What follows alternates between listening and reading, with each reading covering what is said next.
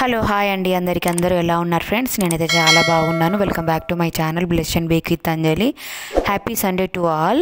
ఈరోజైతే నేను సాంబార్ చేస్తున్నానండి. చాలా టేస్టీగా ఉంటుంది. సింపుల్ ప్రాసెస్లో సాంబార్ పొడి లేకుండా నేను సాంబార్ చేస్తున్నాను. ఓన్లీ ధనియాల పొడితో మాత్రమే, మసాలాలు ఏం వాడట్లేదు నేను.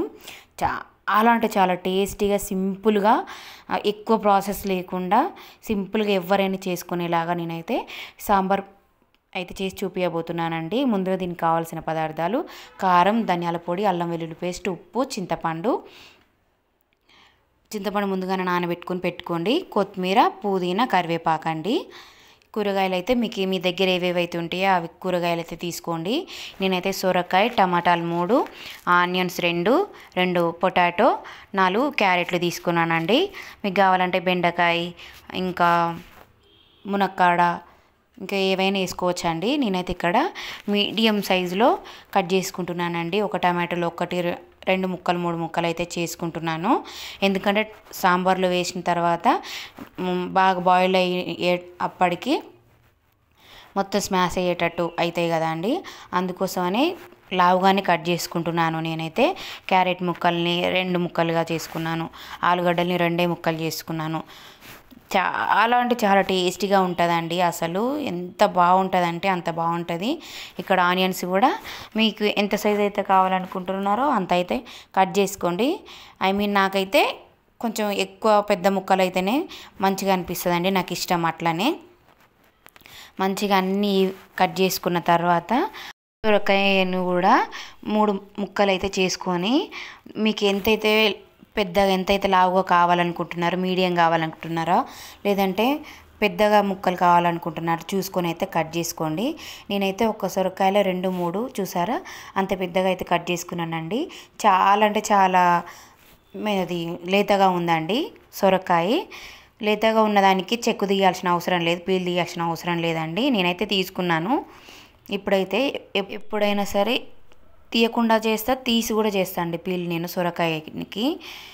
ఇప్పుడైతే ఇక్కడ నేను గిన్నె పెట్టేసుకొని ఆయిల్ వేసేసుకున్నానండి. 2-3 స్పూన్లు ఆయిల్ వేసేసుకున్నాను. అది కొంచెం ఆయిల్ అంతా మరిగిన తర్వాత జీలకర్ర వేసుకుంటున్నానండి. ఆ జీలకర్ర కూడా కొంచెం ఫ్రై అయిన తర్వాత దీంట్లోకి అన్ని ముక్కలు ఒకటేసారి వేస్తున్నానండి. చూడండి, అన్నీ ఒకటేసారి ముక్కలు వేసేస్తున్నాను. క్యారెట్లు, ఆలుగడ్డలు, సొరకాయలు ముందు వేసి అవి ఉడికినాక టమాటాలు, ఆనియన్స్ వేస్తే అట్లేం వద్దండి. నేనైతే ఎప్పుడైనా ఇలానే చేసుకుంటా, సింపుల్ ప్రాసెస్గా చేసుకుంటా. అన్నీ ఒకటేసారి ఈవెన్గా కుక్ అయితే, అట్లా అని చెప్పి టమాటాలు, ఆనియన్స్ వేశారు కదా అవి తొందరగా స్మాష్ అయిపోతాయేమో అని చెప్పేసి అట్లేం అనుకోవద్దండి. నేను అన్నీ ఒకటేసారి వేస్తాను. చాలా అంటే చాలా మైల్డ్గా కుక్ అవుతాయి. ఇప్పుడైతే దీంట్లోకి ముక్కలకు సరిపడినంత ఉప్పు అయితే నేను వేసుకుంటున్నానండి.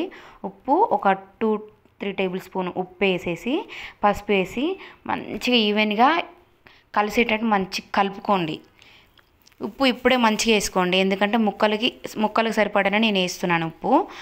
చాలా అంటే చాలా టేస్టీగా ఉంటుందండి. కొంచెం ఉప్పు తక్కువ అయినా సరే ముక్కలు టేస్టీగా ఉండవండి.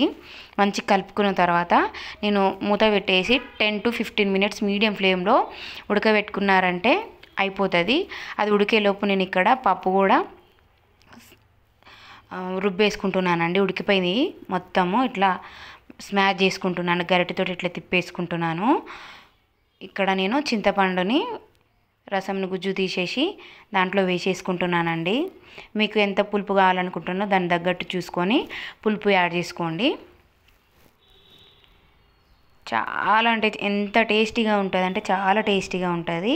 ఇక్కడ చూసారా, నేను చింతపండు రసం వేసిన తర్వాత ఇట్లా కలుపుకుంటున్నాను. మంచిగా కలుపుకొని దానికి ఎంతైతే వాటర్ కావాలో అన్ని వాటర్ అయితే మీరు వేసుకోండి. చిక్కగా కావాలంటే కొన్ని తక్కువ వేసుకోండి, ఎక్కువ కొంచెం పలచగా కావాలంటే కొన్ని వాటర్ ఎక్కువ వేసుకోండి. ఇది చేసేలోపు ఇక్కడ మగ్గిపోయిందండి. ఆల్మోస్ట్ కుక్ అయిపోయింది ఇది మొత్తము.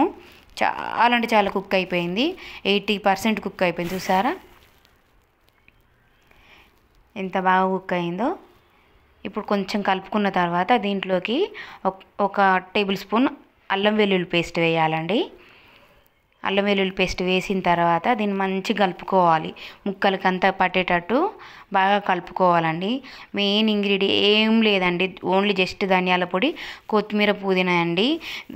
దీనికి సాంబార్ పొడి అవసరమే ఉండదండి. సాంబార్ కంటే ఎక్కువ టేస్ట్ ఉంటుందండి. సాంబార్ పొడి కంటే ఎక్కువ టేస్ట్ ఉంటుంది. చాలా అంటే చాలా బాగుంటుంది. సింపుల్ ప్రాసెస్ ఇది. బ్యాచిలర్ బ్రదర్స్ కూడా ట్రై చేయొచ్చు. వంట రాని వాళ్ళు కూడా ఇలా సాంబార్ ఇష్టం ఉన్న వాళ్ళైతే ఇలా ట్రై చేసి చూడండి.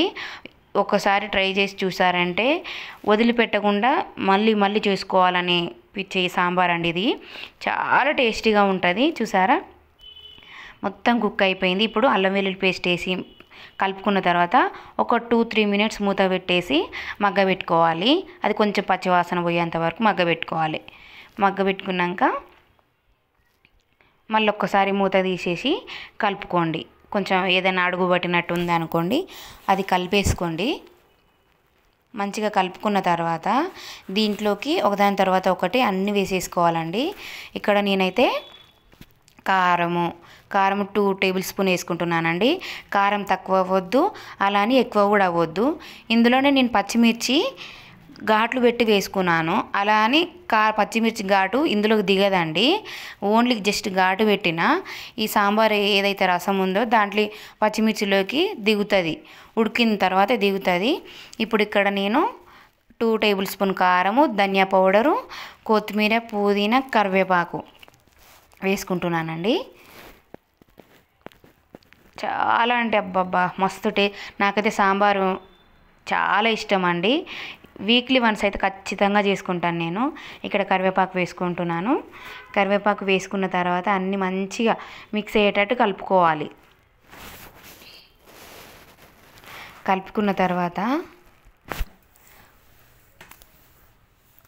ఒక్కసారి అయితే ప్లీజ్ అండి, ఒక్కసారి అయితే ట్రై చేయండి మీరు కూడా. చాలా అంటే చాలా టేస్టీగా ఉంటుంది.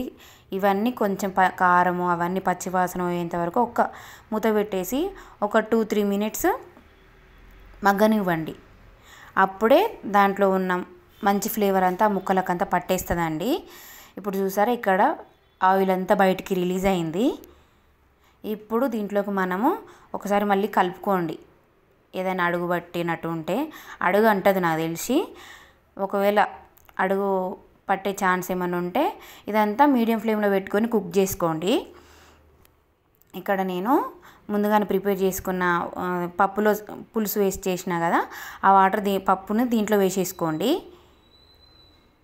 వేసుకున్న తర్వాత దీంట్లో ఇప్పుడు ముందుగానే మనం ముక్కలకి సరిపడా ఉప్పు వేసుకున్నాం కదా, ఇప్పుడు సాంబార్కి సరిపడా ఉప్పు వేసుకోవాలి. ఇక్కడ నేను 3 టేబుల్ స్పూన్ల ఉప్పు అయితే వేసుకుంటున్నానండి. కరెక్ట్గా సరిపోయింది నాకు. ముక్కలకు ఉప్పు సరిపోయింది. నేను ఇప్పుడు ఏదైతే ఉప్పు వేసుకుంటున్నానో అది కూడా కరెక్ట్గా సరిపోయిందండి. ఇక్కడ నేను మెయిన్ చక్కెర వేసుకుంటున్నానండి. మీకు చక్కెర లేకపోతే బెల్లం ముక్క వేసుకోండి. నాకు ఆడైతే బెల్లం ముక్క లేదు, అందుకని నేను చక్కెర వేసుకుంటున్నాను. చక్కెర వేసుకోవడం వల్ల అదొక రకమైన మైల్డ్ టేస్ట్ వస్తుందండి. అంతే, చాలా టేస్టీగా ఉంటుందండి. చక్కెర లేకపోతే బెల్లం లేకపోతే చక్కెర ఏదో ఒకటి ఖచ్చితంగా వేసుకోండి. వేసుకున్న తర్వాత జస్ట్ ఇట్లా కలుపుకోండి. కలుపుకున్న తర్వాత ఒకసారి టేస్ట్ చూసుకొని ఉప్పు సరిపోయిందా లేదని చూసుకొని మళ్ళీ యాడ్ చేసుకోండి. నాకైతే ఇందాక వేసిందే కరెక్ట్గా సరిపోయిందండి. చాలా అంటే చాలా టేస్టీగా ఉంటుంది. ఒకసారి అయితే మీరు తప్పకుండా ట్రై చేయాల్సిందే. ఏ పొడులు అవసరం లేదండి, ఓన్లీ ధనియాల పొడి ఒక్కటి ఉంటే సరిపోతుంది. ఇప్పుడంతా కలుపుకున్న తర్వాత ఒక హై ఫ్లేమ్లో పెట్టి 10 to 15 మినిట్స్ బాగా మరగబెట్టుకోండి. ఎప్పుడైతే మనం సాంబార్ని మంచిగా 10 to 15 మినిట్స్ మరగబెడతామో అప్పుడే సాంబార్ టేస్ట్ అనేది బయటకు వస్తుంది, స్మెల్ వస్తుంది. టేస్ట్ అయితే భలే టేస్ట్ ఉంటుందండి. నేను తిన్నా, ఇప్పుడు చెప్తుంటే మళ్ళీ తినాలనే అంత ఇది అవుతుంది. చూసారా, ఇట్లా మరగాలి. అప్పుడే టేస్ట్ అనేది చాలా బాగుంటుందండి. 10 to 15 మినిట్స్ ఖచ్చితంగా మరగబెట్టుకోండి. నేనైతే ఖచ్చితంగా 10 to 15-20 మినిట్స్ మరగబెడతా. మరగబెట్టిన తర్వాత చూసారా, ఇప్పుడే రెడీ అయిపోయింది సాంబార్.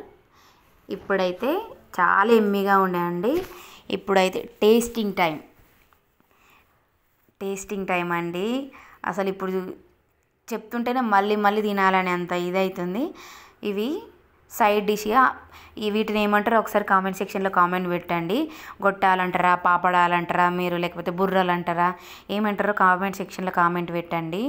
టేస్ట్ అయితే నెక్స్ట్ లెవెల్ వచ్చిందండి. మేమైతే వీటిని బుర్రలు అంటాము, ఏమనుకోవద్దు. Thank you for watching this video. Bye friends అందరికీ.